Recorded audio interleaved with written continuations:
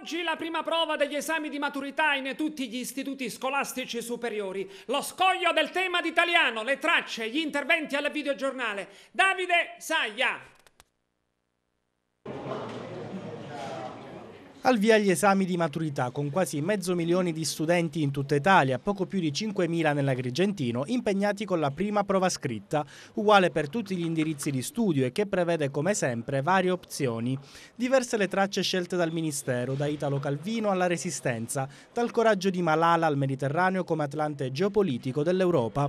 Nel dettaglio per la tipologia A è stata proposta l'analisi del testo del romanzo Il sentiero dei nidi di ragno, primo romanzo di Italo Calvino ambientato in Liguria durante la Seconda Guerra Mondiale. Varie le proposte per la tipologia B, che prevede la stesura di un saggio breve. Per l'ambito artistico-letterario è stata scelta la letteratura come esperienza di vita.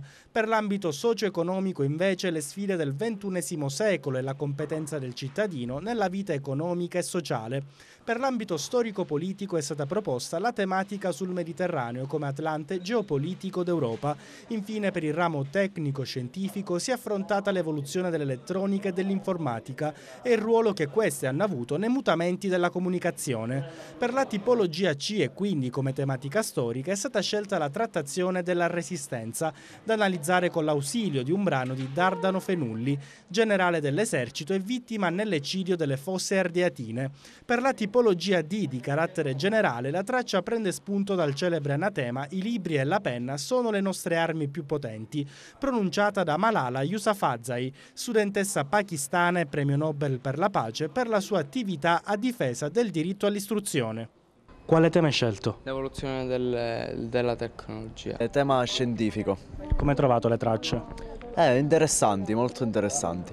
Semplici, per di più. Tu invece quale tema hai scelto? Ho scelto anch'io scientifico e ho fatto un articolo di giornale appunto su questo, perché penso che mi riguardi abbastanza. Le tracce le trovate semplici? Allora, c'erano tracce abbastanza pensate, se devo dire la verità, perché sono andate a citare proprio articoli che riguardavano quella tematica in modo approfondito. Perciò erano sia semplici, ma allo stesso momento potevano essere difficili per chi non sa svolgere magari un articolo di giornale o un saggio breve. Tu invece come hai trovato le tracce e quale hai scelto? Ho scelto il tema generale e diciamo che l'ho trovata non proprio semplice, però era una traccia che mi piaceva, quindi l'ho svolta tranquillamente. L'ansia invece? L'ansia inizialmente un pochino c'era, poi per fortuna però ho letto bene il testo e mi sono rassicurato. Un pochettino difficilotta per me, ma poi tutto il resto. Quale hai scelto?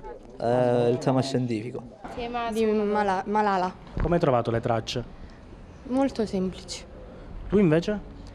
Lo stesso, ho fatto lo stesso tema, ho trovato le tracce semplici e l'ho saputo fare. La tensione invece? C'era un po' d'ansia. Ancora adesso c'è.